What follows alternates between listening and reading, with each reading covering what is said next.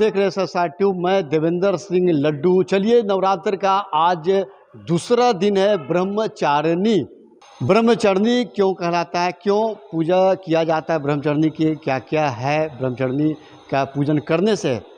हमारे बीच हैं पंडित चतुर्वेदी वंशवर्धन शर्मा जी से ब्रह्मचारिणी पर द्वितीय पर हम विस्तार से इस नवरात्र का पवित्र महीना में विस्तार से चर्चा चलाते हैं। चलिए मेरे साथ। बाबा प्रणाम। यशस्वी भव, जय माता दी। आज नवरात्र का दूसरा दिन है, आज ब्रह्मचारिणी का क्या किस तरह का पूजा होती है बाबा? आपने प्रश्न अच्छा किया है।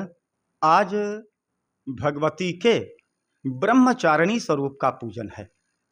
ये ब्रह्मचारिणी है क्या, और ब्रह्मचारिणी में किनकी पूजन करें? जैसा कि नाम है वैसा ही गुण है, क्योंकि कर्म के अनुसार नाम की व्यवस्था सनातन में बहुत पहले से रही है।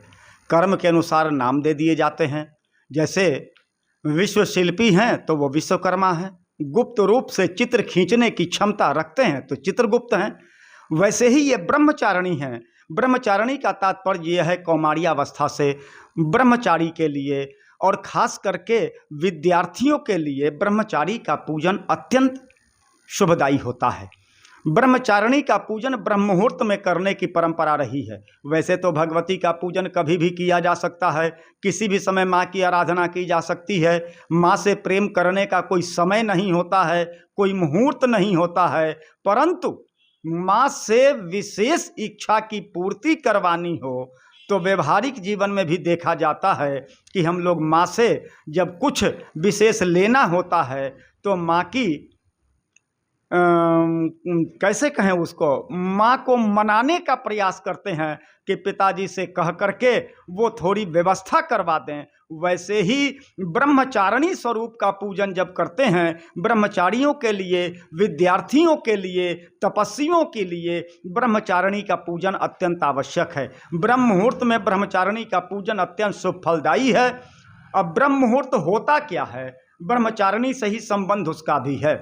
सूर्योदय के 2 घटी पूर्व मुख्य ब्रह्म मुहूर्त होता है। वैसे सूर्योदय के 1 घंटा पहले से, 2 घटी का मतलब ही होता है 48 मिनट का। सूर्योदय के 1 घंटा पहले का जो समय होता है ब्रह्म मुहूर्त होता है। यह मुहूर्त स्वास्थ्य के लिए अत्यंत लाभकारी है और खासकर मस्तिष्क इस समय अत्यंत जागृत अवस्था में होता है। समाज के वो धूल कण से, वायु के प्रदूषण से मुक्त रहता है। इसीलिए विद्यार्थियों को ब्रह्मचारिणी का पूजन अवश्य करना चाहिए।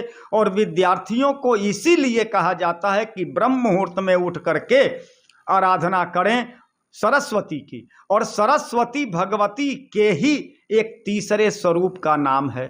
महाकाली, महालक्ष्मी और महासरस्वती भगवती के 3 चरण जो हैं, 3 स्वरूप हैं। इनमें सरस्वती की आराधना ब्रह्मचारिणी के रूप में की जाती है। इसीलिए विद्यार्थियों को अच्छे रिजल्ट की उम्मीद से, अच्छी शिक्षा प्राप्ति की उम्मीद से ब्रह्मचारिणी का पूजन अवश्य करना चाहिए।